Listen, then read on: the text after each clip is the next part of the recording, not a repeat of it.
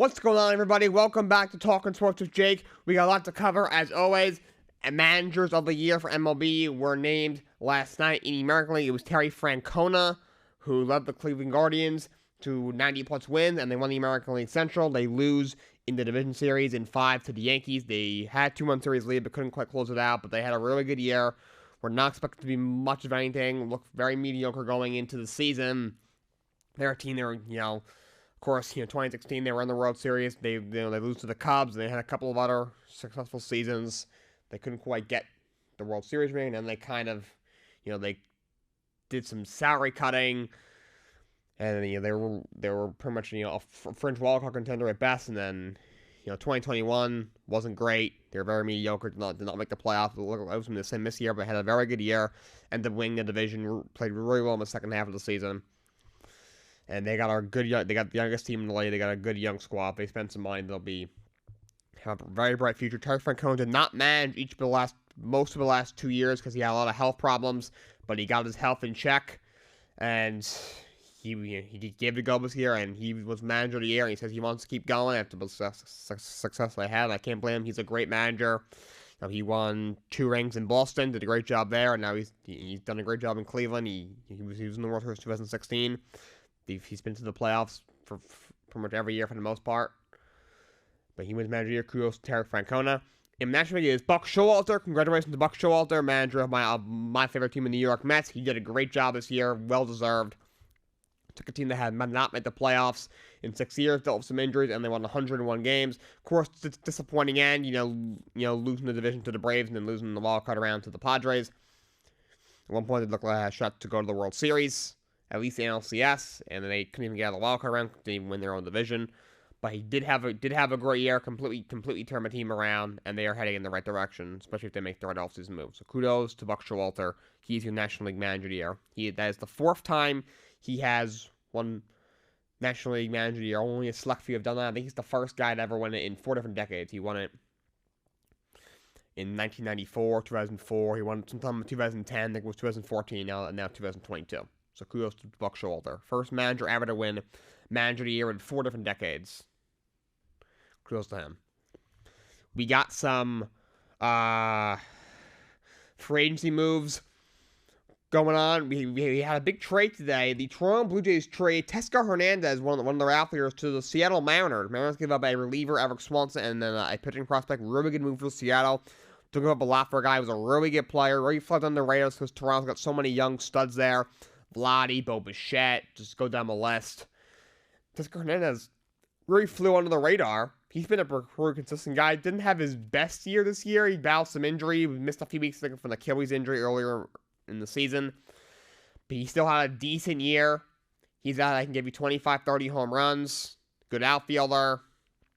Veteran.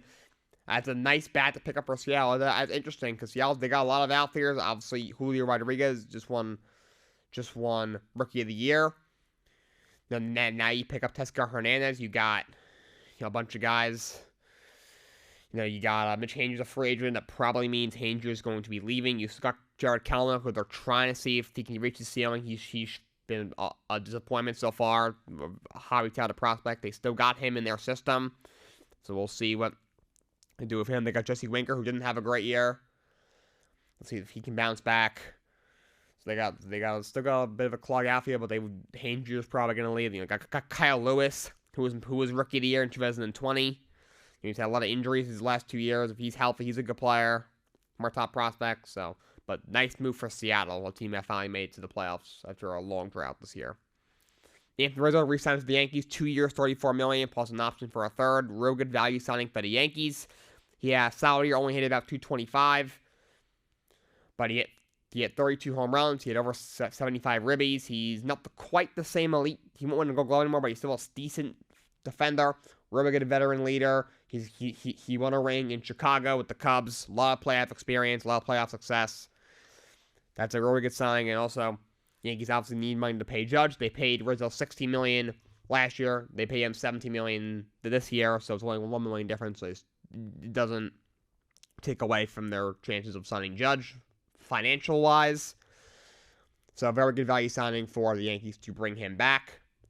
You had Tyler Anderson, who had a career as a star with the Dodgers, was here just on a 3-year, $39 million deal to go to the Angels. Angels will be as much starting pitching help as they can get, and they get that in Tyler Anderson. You got Nick Martinez re-signed with the Pirates. He had a good year out of the bullpen. I think he had 3.47 ERA in 47 games this year, something like that. He had a real solid year with the San Diego Padres out of their bullpen. They just re-signed him for 3 more years. That's really all we have so far.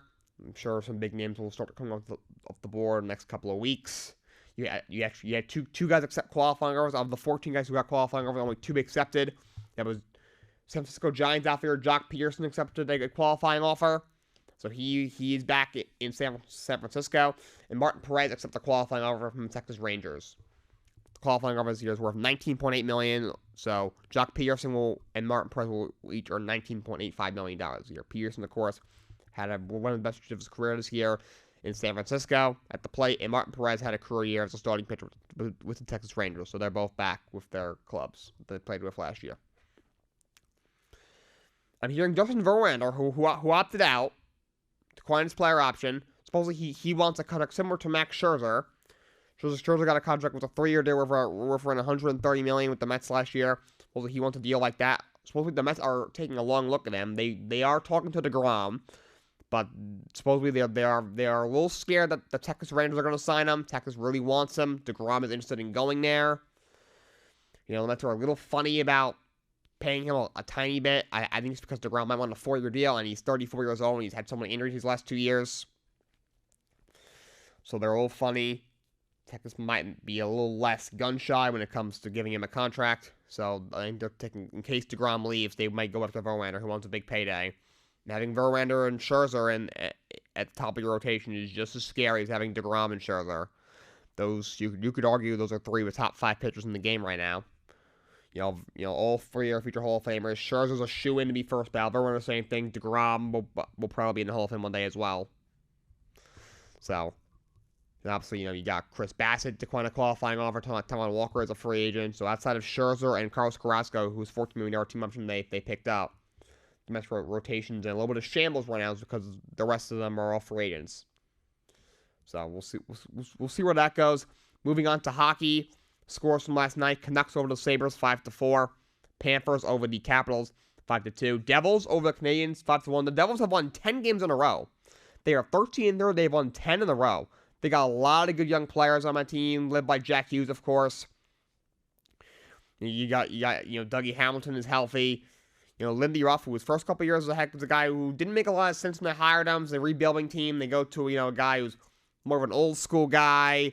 Can he still do it? Obviously he had a long, successful run with Buffalo, but then his stint in Dallas didn't go so well. Then he was in the system with the Rangers. He got a lot of criticism there. He really didn't do a great job. He was like their defensive assistant. Didn't have a lot of success there. Rangers defense roles were always ranked towards the bottom of the league. He goes to New Jersey. First couple of years didn't work out. People are saying he should be on the hot seat, and now he's come out and he's starting to turn his team around. So kudos to him. Devils look really good. Canadians they got a lot of young talent too. They're 8-7. They're hanging in there. Maple Leafs over the Penguins 5-2. Penguins look off. They're just 7-3. Lightning over the Stars 5-4 in overtime. Blue Jackets over the Flyers 5-4 in overtime. That was really funny. In the first period, the reporter asked John Horvath, "Oh, you give up the first goal. What do you think your team looks like in the first 15 minutes?" He goes, "We suck and we're not forechecking." That's torts for you. You got Predators over the Wild 2-1, Ducks over the Red Wings 3-2, and the Sharks over the Golden Knights 5-2. Sharks trying to get it together. They are just 6-9-3 this year. Knights are 13-4. They're having an incredible season so far. And Sharks GM Mike Greer says they were listening to offers on former 2-time Norris winning defenseman Erik Karlsson. So we'll see if he could be a guy who maybe the trade deadline piece. College basketball, you had UNC, who right now is the number 1 team in the world. They beat Gardner-Webb 72-66 in the Champions Classic. You had Michigan State, who's not even ranked, upset number 4 Kentucky 86-77, and number 6 Kansas over number 7 Duke 69-64 in the Champions Classic. You had number 13 Auburn over Winthrop 89-65. Number 17, San Diego State over Stanford, 74-62. Number 18, Alabama over South Alabama, 65-55. UNLV with an upset. They beat number 21 Dayton, 60-52. And then you had number 25 UConn beat Buffalo, 84-64. Some professional basketball scores. Pelicans upset the Grizzlies, 113-102. CJ McCollum, 30 points, 9 assists. John Morant, another great performance, 36 points, 8 rebounds. They didn't have Desmond Bain, who's their best three-point shooter. Mavericks over the Clippers, 103-101. Luka, what a game. 35 points, 11 rebounds, 5 assists. He had the game-winning 3 late. That dude is such an amazing player. Knicks over the Jazz, 118-111. Jalen Brunson, 25 points, 8 assists. Let's get back to 500. After they gave up 145 to the Thunder. Julius Randle called for a players-only dinner, and they said they want to hold each other accountable, as they are, been very up and down. They're 7-7. They're very mediocre right now, which is kind of what I expect as a Knicks fan. Their team is pretty mediocre. I think they can win 40, 42 games and make the play-ins, but nothing more than that. Also, their defense is struggling. They give up like 110-plus points in like 6 straight games. That's a bad luck for a Tom Thibodeau run team. I'm starting to get a little worried about him. We'll see where that goes. Blazers over the Spurs, 117-110. Jeremy Grant, 29 points, 8 rebounds. He's been a really good pickup for them. Big reason why they're 10-4.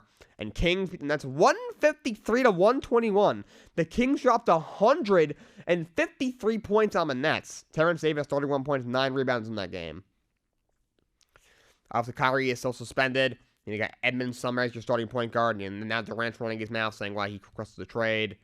And now he said that, they can't win if they're starting 5. Because he's all me. That's that whole team. That's why they're 6-9. Dumpster fire. The official college football rankings have been released. Official college football playoff ranking. I went over what the AP rankings were yesterday, but the official college football playoff rankings have been officially released. Not a ton of changes. As you get towards the middle and the end, there are some changes. So you got Georgia at 1, Ohio State 2, Michigan 3, TCU 4, Tennessee 5, LSU is ranked 6, USC 7, Alabama 8, Clemson 9, Utah 10, Penn State 11, Oregon 12, UNC 13, Ole Miss 14, Kansas State 15, UCLA 16, and then this is where it changes a little bit.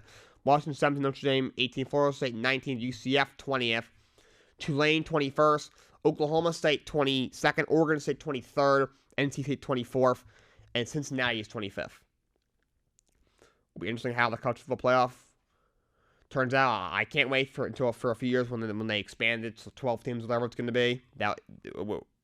We still do that sooner, but that probably is coming, which would definitely be good for the sport, I think. I'm very excited to see that. It'll be very exciting. It's interesting. You got SEC Championship. LSU will have a spot there. They'll play probably your Georgia or Tennessee. I mean, both those teams could get in. Georgia should get in, no problem, because their only loss is going to be to, let's say, would be to LSU, which they'll probably still beat. So they should get in, no problem. Ohio State, Michigan, whoever wins the Big Ten out of those two, obviously is in probably at least a top 3 team. Loser probably doesn't get in. TCU, if they win the Big 12 and they're undefeated, they probably get in. You think, all right, Georgia's in, Ohio State or Michigan. And if they're undefeated, you're not putting, let's say Tennessee finishes 3rd in the SEC, you're not putting them over TCU. You can't. Well, you can't put, a 1-loss USC who won the Pac-12 over undefeated TCU who won the Big 12. So TCU probably gets in. If they don't win the Big 12, that'll be interesting because the next best team in the Big 12 is probably Kansas State. So Georgia should be no problem. Ohio State or Michigan, the winner of the Big Ten, Ohio State or Michigan. Probably TCU in that last spot. Probably is Tennessee. Good chance it'll be Tennessee. USC's right there. LSU is they're going to have to be Georgia to get in probably. But we'll see what happens. Speaking of college football, it is game picks day for college football and for NFL because today is Wednesday. It's when I do my game picks. So let's get going with that. First, let's change it up. Let's do the NFL game picks today first. Let's do that first. Thursday Night Football is Titans-Packers. I'm going with Tennessee. Packers pick up a win last night. Not last week. That's how they have to play. They have to run the football. They got two great backs. Obviously, they got not a lot of receiver depth. They got to run the football. Can let Matt LaFleur do it consistently? If he can, Packers might be able to turn it around. I'm not sure, but Titans are also playing well right now. Derrick Henry is just running through people. They got a good defense. I'll take Tennessee. Bears, Falcons at 1 o'clock. I'm going to take, both these teams aren't very good. I've said many times, Justin Fields, that I don't know what to say about that, man. That poor soul. Get him some freaking help. I'll take Atlanta, I guess. Their defense isn't good, but the Bears team is just garbage. I mean, both teams suck. If the Falcons were in the NFC South, they would be pretty much completely out of it. You know, Marcus Mariota, I've said before, he's got to go, but dude is trash. But I'll take the Falcons in a close game between two very bad teams. Panthers, Ravens, I'm taking Baltimore. Baker Mayfield's back in for Carolina. The quarterback carousel continues over there. Their team is not good. I don't think DJ Moore wants to be there. Ravens are playing well after they lose some games early in the year. They're playing a lot better. I'm taking Baltimore. Browns against the Bills. I'm taking Buffalo to bounce back. Josh Allen's had some turnover problems these last couple of weeks. He leads the league in interceptions with 10. But Cleveland is really struggling right now. You know, obviously they're on their back at quarterback in Brissett. Their defense is really struggling. Joe Woods, the defensive corner, is probably going to get fired after the season, if not before then. And they have some weapons there, but the defense is just really struggling right now. They're not going to be able to stop the Bills. I'll take Buffalo to bounce back. Commanders against the Texans. I'm taking the Commanders. They're playing some good football right now. Texans are horrendous. Commanders have a lot of momentum now. You knock off the league's best team in the Eagles, and your division rival. And now you got Ron Rivera had his emotional speech saying his mother would have been proud. He just lost his mother. And then Terry McLaurin, kudos to Terry McLaurin for stepping up. He's really become a leader there and finishing up the speech. And now they're realizing 5-5. This team can make the playoffs all of a sudden. I think they beat the Texans, who are just horrendous. Eagles against the Colts. I'm taking Philly. If Jeff Saturday wins this game, he has every right to say whatever he wants. But I'm taking Philly. I think they bounce back. They had a really off game. I think Jalen Hurts and company bounces back. They're kind of a mess right now. Now they're back with Matt Ryan. Their O-line is not the same. They just took Jeff Saturday just came off his couch. I will say, him tweeting the Raiders look like crap. The Raiders look horrible. And then 2 weeks later, getting the Colts head coach up and beating them, that is a real man right there. That is some king shit. Excuse my language, but that's just what it is. But I'll take Philly. Colts are still a bit of a mess. I'll take Philly. Jets Patriots, AFC East rivalry. Of course, I'm rooting for the Jets as a Jet fan, and Belichick always finds a way to beat the Jets. But the Jets really shot themselves in the foot in that last game against New England. Zach Wilson, he's really struggled against the Patriots. I think he plays a little bit better, and I think the Jets do what they did last week. Mike LaFleur, you're off the corner, who Chris has a lot. Do what he did last week. Run the football. You got two good backs. Michael Carter, even without Breece Hall, Michael Carter's a good young back. You pick up James Robinson's another good young back. Obviously, you got a banged up offensive line, so Zach Wilson doesn't have a lot of time to throw. He's still developing. Run the football. Set up play action for Zach Wilson. Simplify the playbook for Zach Wilson. Let him find Garrett Wilson. Let him find Conklin, the tight end. If you want, I would love for him to throw the ball Elijah Moore.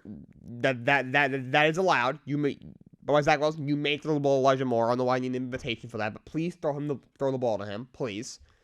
And lean on this elite defense. The pitch play calling is not very good. Mac Jones is struggling this year. They got a great defense. I'm gonna take the Jets to get a redemption win after losing, New England a couple weeks ago. That's big, and AFC East is loaded this year. Rams Saints. Two teams that are a little bit lost. The Rams they're cooked. Stafford is struggling. How he's hurt. I don't know if he's going to play. Their top back haymakers doesn't want to be there. They benched him for like a month, tried to trade him, couldn't trade him. Now he's back. They're still not playing him that much. Cooper Kupp, maybe league special receiver. He's on the injured reserve out at least a month.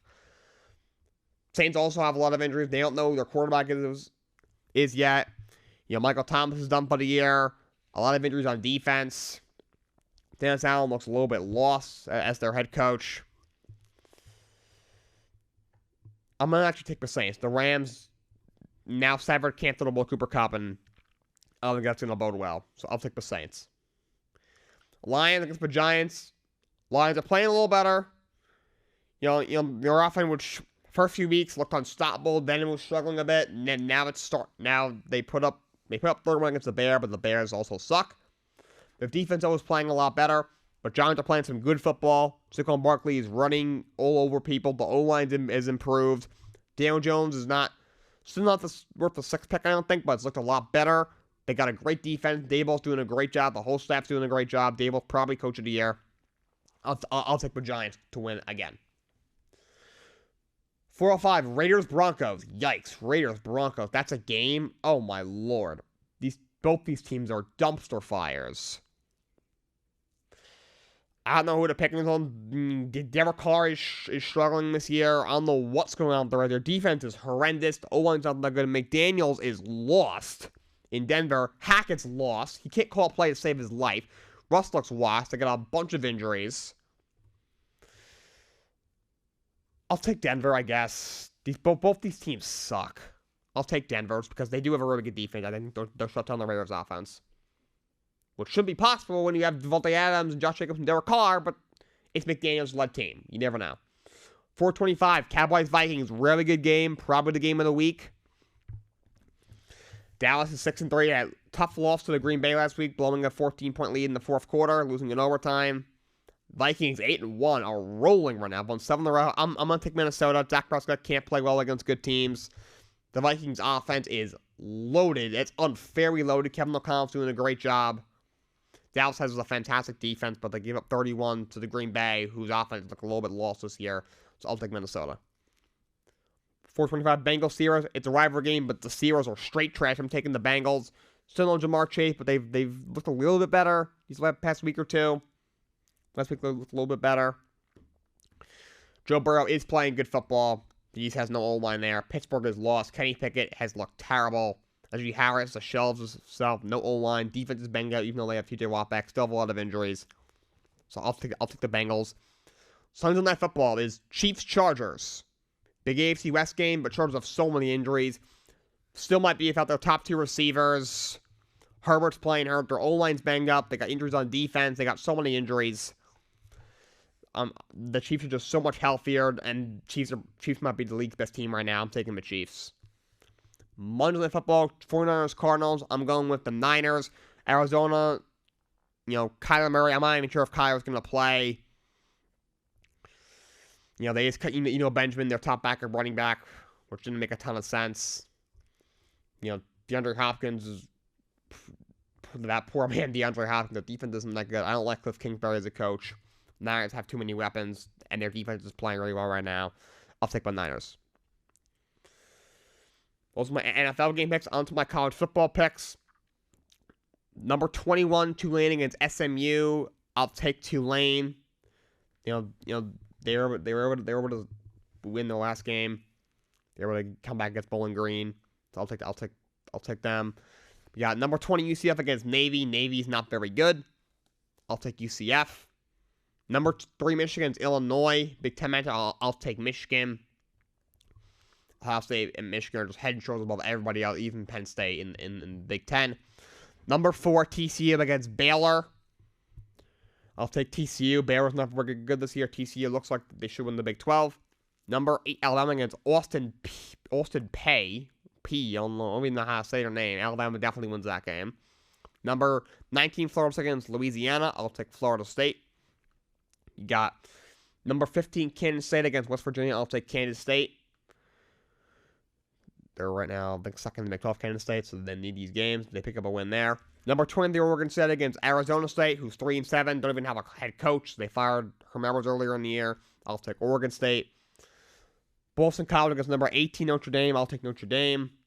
Number 1, Georgia against Kentucky, who has fallen completely out of the rankings. I think their slide continues. Georgia, I don't think anyone's beating them this year. I think they go back-to-back. I'm taking Georgia. Number 2, Ohio State against Maryland. I'll take Ohio State. Miami against number 9, Clemson. This Miami team is far from the program it once was. Clemson, I'm not scared of us here, but they win this game. They probably still win the ACC, Clemson, without too much of a problem. Number 11, Penn State against Rutgers. I'll take Penn State, who's just trying.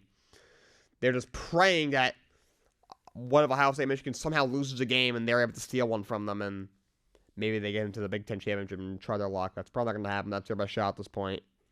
Number 24, NC State against Louisville. I'm taking NC State. Number 25, Cincinnati against Temple. I'm taking Cincinnati.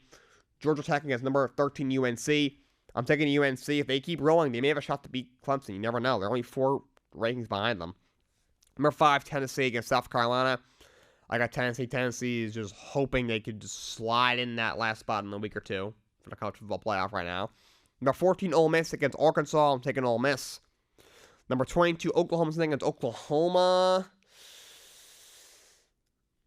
I mean, Oklahoma State's having a better year. Oklahoma, of course, they have the stars. It just hasn't aligned this year. I'll take OK State. I'll take OK State. Oklahoma's a mess this year. Number 7, USC against number 16, UCLA. Big game. The Pac-12. Beginning of the year, USC looked like the team. Then for a while it was Oregon when USC lost, and Oregon got back on track. Now Oregon loses. Now USC's the best team in the Pac-12. UCLA is playing pretty well, but I'll take USC. That should be a really good game. UAB against number 6 LSU. LSU should win no problem. You got Colorado against number 17 Washington. I'll take Washington. Colorado is straight trash this year.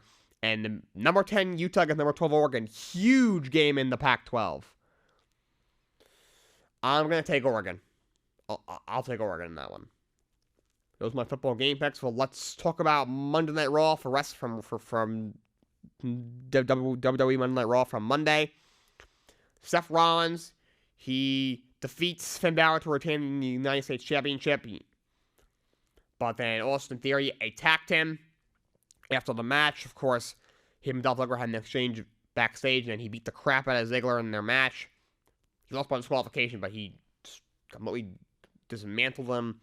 Bobby Lashley ran through Mustafa Ali. Can they get rid of Mustafa Ali for a while? I know it was under events, but he asked for his release, and they didn't release him, and he was off TV for a while. He's not a good wrestler. He's not good.